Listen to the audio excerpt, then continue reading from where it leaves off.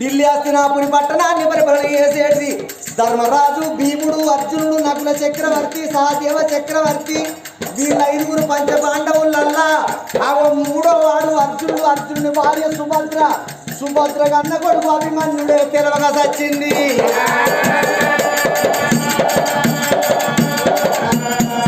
బాబు ధర్మరాజు, భీముడు, అర్జునుడు, నకుల చక్రవర్తి, సహదేవ చక్రవర్తి వీళ్ళు పంచపాండవులల్లా మూడో వాడు అర్జునుడు. అర్జునుడి భార్య సుభద్ర.